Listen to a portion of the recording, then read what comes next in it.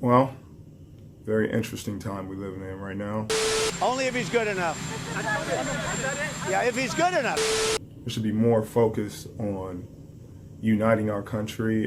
I think if he was good enough, I know the owners. I know Bob Kraft. I know so many of the owners. If he's good enough, they'd sign him. I think the comments from the President of the United States of America have been very divisive. They will do anything they can to win games. We need to solidify ourselves as a people and deal with our issues. President Trump at war with NBA superstar LeBron James. Frankly, I'd love to see Kaepernick come in if he's good enough. Seeing as he saw the white supremacists, and it took him a while to even condemn them. I think it's incredibly disrespectful.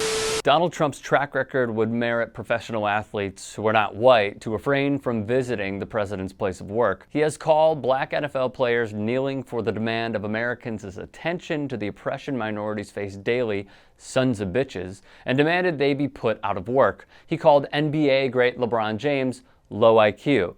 When he knew many team members of the Warriors and Philadelphia Eagles did not care to shake his hand, he disinvited and canceled the events.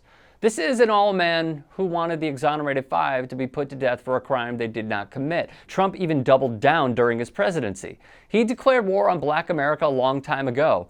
This is not news, said D-Ray. Sherman, a star corner for the NFC champion San Francisco 49ers, could not confirm if he would attend or skip. I haven't thought about it, he said. We've got a long way between now and then, but I doubt it, is what he told the SF Chronicles' Scott Ostler. The door remains slightly just peeked open. I considered letting Sherman up here to the podium today. Giving him the mic, but yeah, we got to go in a little bit. So. In 2014, when the Seahawks won the Super Bowl, Sherman was present. When Trump's Access Hollywood tape aired, Sherman, on the Trump team defense of it simply being locker room talk, said, "I think it was a cop-out. He needed some way to divert the attention from himself. That's not how most people talk in the locker room, and I think a lot of athletes would say the same. But it allows him to divert the conversation away from him, which was the focus." With the 49ers, Trump has a serious, true ally. Rookie defensive end Nick Bosa, who empowers white supremacy across social media platforms and continues to follow racist accounts, who calls for a ban on divorce and gay marriage, and even some that call for the deaths of rival politicians, and posts, for example, feminism is pointless. When asked about Bosa's bigoted ways, Sherman said, "One thing about football is that nobody really cares what you say if you can play. At the end of the day, I think a guy that has played with African Americans his whole life, not saying he can't be racist, but they know how to maneuver around African Americans. It's not like something where guys are like, hey man, what about what you said? No, if he could play, he could play. If he can't play, he won't be here. But at the end of the day, that's all that matters in football. Is he getting sacks on Sunday? Is he helping our team? Is he being a good teammate? Those are things that matter."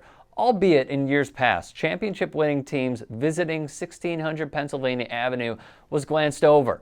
Donald Trump has used the sports industry as his praying ground, recharging a racist fight and empowering those who fall in line with his inhumane views. It makes more of a stand to pass than to attend. As Megan Rapinoe said, "I am not going to fake it, hobnob with the president who is clearly against so many of the things that I am for and so many of the things that I actually am," she said. "I have no interest in extending our platform to him."